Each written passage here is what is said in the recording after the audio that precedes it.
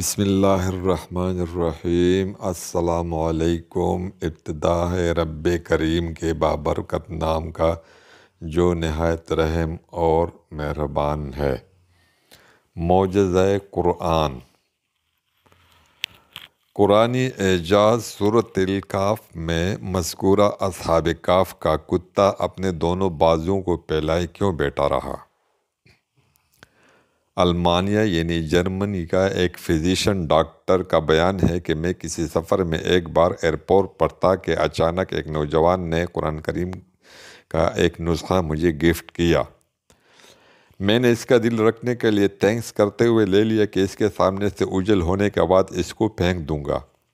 تھوڑی دیر کے بعد وہ میری نظروں سے غائب ہو گئے۔ میری بھی فلائٹ کا وقت ہوا چلا اور میں جہاز میں بیٹھ گیا۔ سفر طویل تھا۔ اکتاہٹ کی وجہ ادھر ادھر پلٹی لی تو جیب میں کچھ وزن سا محسوس ہوا۔ نکالا تو وہی قرآن کا نسخہ تھا۔ خیر، دل میں خیال آیا دیکھو تو صحیح اس میں ہے کیا۔ دوستو، اس کہانی سے غور سے سنیے۔ یہ ایک غیر مسلم جرمن کا زبانی ایک واقعہ ہے۔ سورۃ کہف میں جو کتا بیان کیا گیا ہے اس کے حوالے سے تو یہ جرمن ڈاکٹر کہتا ہے کہ میں نے جب یہ نسخہ کھولا تو میرے سامنے سورۃ الکہف کھلی اور میں دھیرے دھیرے ورگردانی کرنے لگا۔ اچانک میں دو ایسی آیتوں سے گزرا جنہوں نے مجھے ٹھہرنے اور غور کرنے پر مجبور کر دیا۔ وہ دونوں آیتیں یہ تھی۔ ترجمہ: آپ دیکھیں گے کہ آفتاب بوقت طلوع ان کے غار سے دائیں جانب کو جھک جاتا ہے اور بوقت غروب ان کے بائیں جانب کترا جاتا ہے، اور وہ اس غار کی کشادہ جگہ میں ہے۔ دوسری آیات یہ ہے، اور آپ خیال کرتے کہ وہ بیدار ہیں حالانکہ وہ سوئے ہوئے تھے، خود ہم ہی انہیں دائیں بائیں کروٹیں دلایا کرتے تھے۔ ان کا کتا بھی چوکھٹ پر اپنے ہاتھ پھیلائے ہوئے تھا۔ سورۃ کہف آیات 17 اور 18۔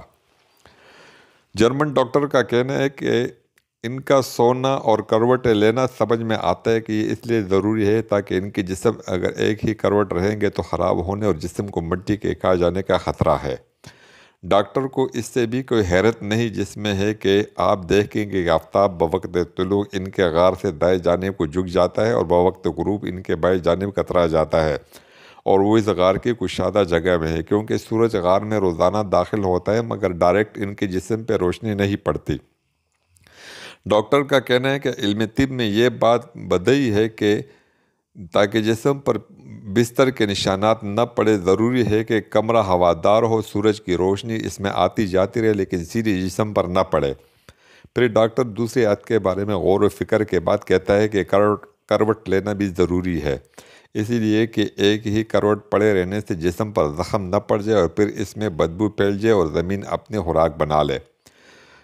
جرمن ڈاکٹر کہتا ہے، اب تک مجھے جس چیز نے سب سے زیادہ حیرت زدہ کیا ہے وہ ان سب کا کتا ہے، جس کے بارے میں آیا ہے کہ اس نے کروٹ نہیں لی بلکہ ویسے ہی اپنے دونوں بازو پھیلائے ایک ہی حالت میں تقریباً 309 برس بیٹھا رہا، اور اس کے جسم کو کچھ نہیں ہوا، نہ زخم لگے نہ ہی اس میں بدبو پیدا ہوئی۔ اس آیت کریمہ نے اسے تحقیق کرنے پر مجبور کر دیا اور وہ اس پر ریسرچ کرنے لگا۔ اس کی حیرت کی اس وقت انتہا نہ رہی جب تحقیق سے اس نے یہ پایا کہ کتے کے جسم میں چمڑے کے نیچے ایک غدود ہوتا ہے جو ایسے قسم کا کوئی مادہ نکالتا ہے جس سے کتا اگر زندہ ہے تو اس کا چمڑا خراب نہیں ہوتا، بھلے وہ کتنے برس تک کیوں نہ بیٹھا رہے۔ اسی وجہ سے ان سب کا کتا ان سب کی طرح کروٹ نہیں لے رہا تھا۔ اس معجزاتی آیت کریمہ نے اس المانی ڈاکٹر کو اسلام لانے پر مجبور کر دیا اور وہ مسلمان ہو گیا۔ الحمدللہ ثم الحمدللہ۔ قائرین کرام، ہمیں اس المانی ڈاکٹر کے اسلام قبول کرنے نے حیران کر دیا کہ ہم میں کتنے لوگ ہیں جو قرآن کو اس طرح پڑھتے ہیں جس طرح اس ڈاکٹر نے پڑھا، سمجھا، تحقیق و تدبر کیا، غور و فکر کیا اور ایک بہترین نتیجے پر پہنچا۔ ہم نے سورہ کہف سینکڑوں بار پڑھا ہوگا بلکہ ہر جمعے کو پڑھتے ہیں، لیکن کیا ہم نے کبھی اس طرح غور کیا کہ ان سب کے کروٹ لینے کا سبب کیا تھا؟ اور کتا ایک حال میں بیٹھا رہا، اس نے کروٹ نہیں لی تو کیوں؟ اس کا سبب کیا تھا؟ اس لیے اللہ نے ہمیں تدبر اور غور و فکر کرنے کا حکم دیا ہے۔ اللہ تعالی ہمیں عمل کرنے کی توفیق بخشے۔ اس مختصر سی کہانی کا مترجم عربی سے جو وہ ہے وہ محمد اسماعیل سید معراج ربانی صاحب ہے۔ دوستو امید ہے یہ ویڈیو آپ کو اچھی لگی ہوگی، اور اگر یہ کہانی آپ کو اچھی لگی اسے لائک اور شیئر کرے، اور مزید اچھی اچھی ویڈیوز کے لیے ہمارے چینل سید امین خان ٹی وی کو سبسکرائب کرے اور گھنٹے کے نشان کو بھی دبائے۔